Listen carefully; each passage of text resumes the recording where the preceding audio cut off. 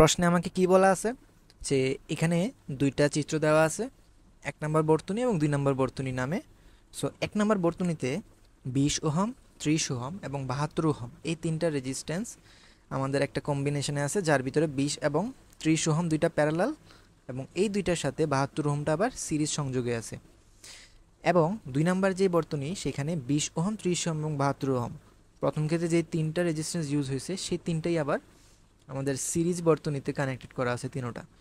But আমাকে কোয়েশ্চেনে বলা আছে যে 1 নং বর্তনীটি 12 ভোল্ট তড়িৎ উৎসের সাথে যুক্ত করায় বর্তনীতে তড়িৎ প্রবাহ শুরু হয়। তার আমরা তো জানি যে একটা বর্তনীতে তড়িৎ প্রবাহ কখন শুরু হয়, যখন কোন একটা বর্তনীর দুই পাশে তুমি একটা ভোল্টেজ যখন অ্যাড করবা, তখন ওই ভোল্টেজের কারণে তোমার বর্তনীর দুই পাশে কারেন্ট প্রবাহ শুরু হয়। সো আমরা যদি এখন একটা চিত্রের মাধ্যমে বুঝি, যে ধরো এই বর্তনীর দুই পাশে আমরা 12 ভোল্টের একটা ব্যাটারি যুক্ত করলাম, তাহলে 12 ভোল্টের পজিটিভ প্রান্ত থেকে আই পরিমাণ কারেন্ট বের হবে, যেটা তোমার 20 ওহম, 30 ওহম এবং 72 ওহম তিনোটার ভিতর দিয়ে ঘুরে পুনরায় ওইখানে ফিরে আসবে। সো এটা হচ্ছে আমাদের পুরা মূল কনসেপ্ট। সো এখন যদি আমার কোয়েশ্চেনটা যদি এখন আমরা একটু পড়ি, যে তড়িৎ প্রবাহ শুরু হওয়ার পরে কি হয়েছে, সময়ের সাথে সাথে বর্তনীর তড়িৎ প্রবাহ মাত্রা বৃদ্ধি পায় এবং তোমার প্রবাহ কি হতে থাকে, কমতে থাকে। সো কোনো এক পর্যায়ে প্রবাহ মাত্রা 1/7 এম্পিয়ার হয়, যেখানে তোমার আলফা বলা আছে 0.05 পার ডিগ্রি সেলসিয়াস। সো এই কোয়েশ্চেনটা যদি তুমি একটু ভালোভাবে খেয়াল করো, এখানে তোমার যে আলফার যে ভ্যালুটা দেওয়া আছে, সেই আলফাটা অ্যাকচুয়ালি কি, সেটা হচ্ছে তোমার রোদের তাপমাত্রার গুণক। সো রোদের তাপমাত্রার গুণক তখনই আমরা ইন্ট্রোডিউস করি যখন আমাদের দুইটা ভিন্ন ভিন্ন টেম্পারেচারের রেজিস্ট্যান্স জানা থাকে, এবং সেই ভিন্ন ভিন্ন টেম্পারেচার রেজিস্ট্যান্স কি টেম্পারেচার চেঞ্জে তোমার, মানে কতটুকু টেম্পারেচার চেঞ্জ করার ফলে তোমার রেজিস্ট্যান্সের সেই চেঞ্জটা হয়েছে, সেটা যখন তোমার জানা থাকে তখনই তুমি আলফাটা বের করতে পারো। যেখানে আর নট এবং আর থিটা দুইটা হচ্ছে ভিন্ন জিনিস। আর নট হচ্ছে তোমার 0 ডিগ্রি সেলসিয়াসের যে রেজিস্ট্যান্স সেটা, আর আর থিটা হচ্ছে তোমার 0 ডিগ্রি সেলসিয়াস থেকে যত ডিগ্রি সেলসিয়াস তুমি বাড়াইবা, ধরো 20 ডিগ্রি সেলসিয়াস, সেই 20 ডিগ্রি সেলসিয়াসের রেজিস্ট্যান্স কত, ফলে তোমার ডেল্টা থিটা হবে এখানে কত, 20। সো আমরা চলো ম্যাথটা এখন করি। সো করার আগে সর্বপ্রথম আমরা এখানে আরপি বের করবো। আরপি কিসের, আমাদের মূল বর্তনীর এই যে তুল্য রোধ, সেটা আমি প্রথম বের করতে চাই 1 নং বর্তনীর। সেখানে তুমি দেখতেছো দুইটা রেজিস্ট্যান্স কিন্তু আমাদের এখানে সিরিজে আছে, সরি প্যারালালে আছে, 20 এবং 30 ওহম। সো দুইটা রেজিস্ট্যান্স যখন প্যারালাল থাকে তখন গুণফল বাই যোগফল করে আমরা তুল্য রোধ বের করি, সেটা আমরা জানি। তো এখন যদি তুল্য রোধ জিনিসটা যদি ক্যালকুলেশন করি, আমরা দেখবো 12 ওহম আসে আমাদের 20 এবং 30 ওহমের প্যারালালে যুক্ত হওয়ার কারণে। তাহলে তুল্য যে রোধটা হবে সবগুলো যখন কম্বাইন করব, তখন সেই আরপি এর সাথে তোমার 72 ওহম সহ যোগ করতে হবে, কারণ এই দুইটা তখন সিরিজে আছে।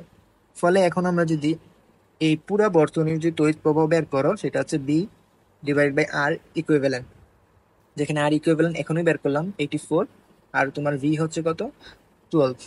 ফলে 1/7 এম্পিয়ার বের হয়েছে। কিন্তু কোয়েশ্চেনে খেয়াল করো, কোয়েশ্চেনে কিন্তু আমাদের এই 1/7 এম্পিয়ার তাপমাত্রা বৃদ্ধি পাওয়ার ফলে, প্রবাহ মাত্রা কমার ফলে যেই পরিবর্তিত যেই আমাদের প্রবাহ, সেটার মানই কিন্তু 1/7 এম্পিয়ার ছিল। অর্থাৎ আমরা যে ভ্যালুটা বের করলাম 0 ডিগ্রি সেলসিয়াসের জন্য, কোয়েশ্চেনে যে ভ্যালুটা দেওয়া আছে একটা নির্দিষ্ট তাপমাত্রা বৃদ্ধি পাওয়ার ফলে, সেই দুইটাই কি সেম লাগতেছে। সো টেম্পারেচার কি এখানে কোনো চেঞ্জ হওয়া উচিত? না, অ্যাকচুয়ালি এখানে টেম্পারেচার কোনো চেঞ্জ হওয়া উচিত না। বাট আমাদের এই জিনিসটা তো ক্যালকুলেশন করে বের করতে হবে। সো সেই ক্যালকুলেশনটা আমরা কিভাবে করব? সো সেটার জন্য আমরা একটা কাজ করব, সেটা হচ্ছে আমরা এখানে 0 ডিগ্রি সেলসিয়াসের জন্য কি পরিমাণ আমরা ক্যালকুলেশন, কি পরিমাণ রেজিস্ট্যান্স, সেটা তো আমরা বের করে ফেলছি আমাদের যে বর্তনী, সেটা অ্যানালাইসিস করার মাধ্যমে। সেটা আমাদের কত, 1/7 এম্পিয়ার। সো 1/7 এম্পিয়ার হওয়ার জন্য রেজিস্ট্যান্স কত লাগছে, 84 ওহম। সো এই 84 ওহম আমাদের কি 0 ডিগ্রি সেলসিয়াসের রেজিস্ট্যান্সই তো। হ্যাঁ, তাহলে এখন আমরা কি করব, কোয়েশ্চেনে যেই টেম্পারেচার চেঞ্জ হওয়ার ফলে যেই পরিবর্তিত যে তড়িৎ প্রবাহ, যেটা আমাদের 1/7 এম্পিয়ার, সেই 1/7 এম্পিয়ার, এটা তো আর থিটা, অর্থাৎ থিটা কোন একটা টেম্পারেচারে সেই তড়িৎ প্রবাহ হচ্ছে কি 1/7 এম্পিয়ার। তাহলে সেই থিটা থিটা টেম্পারেচারে তোমার রেজিস্ট্যান্স কত, সেই আর থিটাও তুমি যদি এভাবে বের করতে চাও, তো সেই তুমি যদি টেম্পারেচার বাড়াও বা কমাও, তোমার দুই পাশে যে ব্যাটারি যোগ করছো সেটার তো বিভব চেঞ্জ হইতেছে না, সেটা 12 ভোল্টে থাকতেছে। ফলে তোমার এখানে আর থিটাও তোমার কত ওহম হবে? 84 ওহম হবে। আর আর নট আমরা একটু আগে বের করলাম যেটা, সেটা কি? 84 ওহম। ফলে আমরা এখানে আর থিটা এবং আর নট দুইটাই পেয়ে গেছি।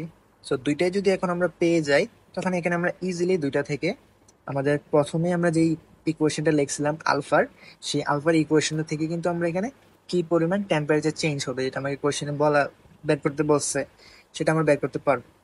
So R theta minus R naught into R naught del theta, যেখানে আমাদের আলফার ভ্যালু দেওয়া আছে 0.05। সো আমাদের ডেল থিটা এক পাশে রেখে বাকিগুলো আরেক পাশে নিয়ে যায়, যেটা বের করতে বলছে আমাদের। So 84 into 0.05। ওকে, সো ক্যালকুলেশন করলে বুঝতে পারতেছি এখানে 0 হবে, 0 কেলভিন। বা টেম্পারেচার চেঞ্জ তো 0 কেলভিন যা কথা, 0 ডিগ্রি সেলসিয়াস একই কথা। ফলে বর্তনীর কি এখানে কোনো তাপমাত্রার পরিবর্তন হবে? না। সো আমার অ্যান্সার হচ্ছে কি, বর্তনীর তাপমাত্রা পরিবর্তন হয়নি। আচ্ছা, সো এখন চলো আমরা পরের কোশ্চেনটা করি। বর্তনীটি দুই নঙের মতো করে প্রবাহ মাত্রার তাৎক্ষণিক কি পরিবর্তন হবে? সো আমাদের যে বর্তনীটা প্রথমে দেওয়া ছিল সেটা হচ্ছে ফিগার 1। তো ফিগার 1-এর জায়গার ভিতরে আমাদের যদি 12 ভোল্টটা ফিগার 2-তে আমরা যদি অ্যাড করতাম, তখন আমাদের কি পরিমাণ কারেন্ট পাবো সেটা আমাদের বের করতে হবে। সরি, অ্যাকচুয়ালি কারেন্ট না, আমরা যখন 2 নং বর্তনীতে 12 ভোল্টের একটা ব্যাটারি যুক্ত করলাম, তখন যে কারেন্টটা পাবো সেটা আগের তুলনায় কি পরিমাণ চেঞ্জ হবে সেটাই আমাদের বের করতে হবে।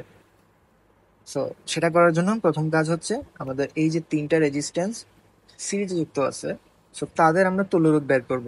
এটা সবচেয়ে সিম্পলেস্ট কেস, যে 3টা রেজিস্ট্যান্স যখন সিরিজে যুক্ত থাকে বা একাধিক রেজিস্ট্যান্স যখন সিরিজে যুক্ত থাকে, তখন তাদের তুল্যরোধের ইকুয়েশন হচ্ছে তিনটা রোধের যোগফল, বা 3-এর বেশি যখন থাকে, যতগুলাই থাকুক সবগুলার যোগফলই হবে তাদের কি, তুল্যরোধ। সো এখন আমরা এই 3টা রেজিস্ট্যান্স যদি তুল্যরোধ বের করি, 20 ওহম, 30 ওহম এবং 72 ওহম, সো তিনোটার যোগফলই হবে আমাদের কি, আর ইকুইভ্যালেন্ট। সো 2 নং বর্তনীর, ওটা ঘ নাম্বার। সো 2 নং বর্তনীর তুল্যরোধ আর ইকুইভ্যালেন্ট ইকুয়ালস 20 প্লাস 30 প্লাস 72। তুমি যদি করো এটা দেখবা 122 ওহম। সো তুল্যরোধ পেয়ে গেলাম। এখন আমাদের বের করতে হবে কি, এই বর্তনীর ভিতর দিয়ে যদি 12 ভোল্টের ব্যাটারি স্থাপন করি, তখন কি পরিমাণ প্রবাহ পাবো? I2, 2 নং বর্তনী কারেন্ট। সো ক্যালকুলেশন করলে 2 দিয়ে যদি কাটাকাটি করো, উপরে হবে 6, নিচে হবে কত, 61। সো কোয়েশ্চেনে বলছে আমাদের দুইটা বর্তনীর তাৎক্ষণিক কি পরিবর্তন হবে, তার মানে ডেল্টা আই বের করতে হবে। সো I1 মাইনাস I2 সেটা আমাদের বের করতে হবে। এখানে I1 কোয়েশ্চেনে কিন্তু বলা ছিল 1/7 এম্পিয়ার, সরি কোয়েশ্চেনে না, আমরা এটা বের করছি actually. 1/7 ampere minus 6/61 ampere. So এটা যদি ক্যালকুলেশন করো, দেখবা তোমার এখানে রেজাল্ট হবে প্রায় 0.044 অ্যাম্পিয়ার।